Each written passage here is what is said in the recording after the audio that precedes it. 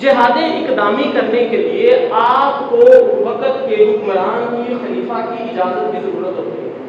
خلیفہ نہیں ہے تو ٹھیک ہے، آپ کا جو حکمران ہے جب تک وہ آپ کو اجازت نہیں دیتا اس وقت تک آپ اقدامی جہاد نہیں کر سکتے.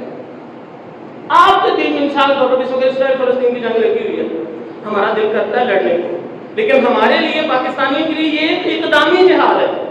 یہ حملہ ہمارے اوپر نہیں ہے، وہاں پر ہے نا، ہم ادھر جا کے ان کی مدد کریں. یہ اقدامی جہاد ہے. اقدامی جہاد کرنے کے لیے ہمیں حکمران کی اطاعت کی ساتھ چلنا ہوگا، حکمران کی اجازت کی ضرورت ہوگی. اگر وہ ہمیں اجازت نہیں دیتا، ہمیں جہاد کرنے نہیں جانے دیتا تو ہم جہاد نہیں کریں گے. وہ مجرم ہوگا، اللہ کے سامنے وہ جواب دے ہوگا، ہم نہیں ہوگا.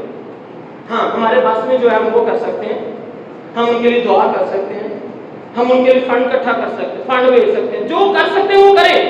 لیکن جہاد کرنے کے لیے ہمیں حکمران کی اجازت کی ضرورت ہوگی. اور اگر وہ نہیں دیتا، وہ غلط کر رہا ہے، ٹھیک ہے، وہ غلط کر رہا ہے، کچھ بھی کر رہا ہے، تو اللہ کو وہ حکمران جواب دے، ہم جواب دے نہیں ہے. ہمارے دل میں تڑپ ہے، ہم لڑنا چاہتے ہیں، ٹھیک ہے، اللہ رب العزت کے سامنے ہم اپنی تڑپ پیش کریں گے. لیکن شریعت نے یہاں پر یہ ہمارے اوپر قید لگائی ہے کہ اقدامی جہاد کے لیے آپ کو حکمران کی اجازت کی ضرورت ہوگی. آپ خود سے یہ جہاد نہیں کر سکتے. اس چیز کو بھی اب آپ نے سمجھا.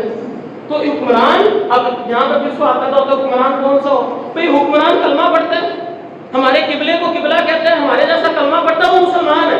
جب تک کفر بوا نہیں کرتا اس کی اجازت کے بغیر جہاد نہیں ہے.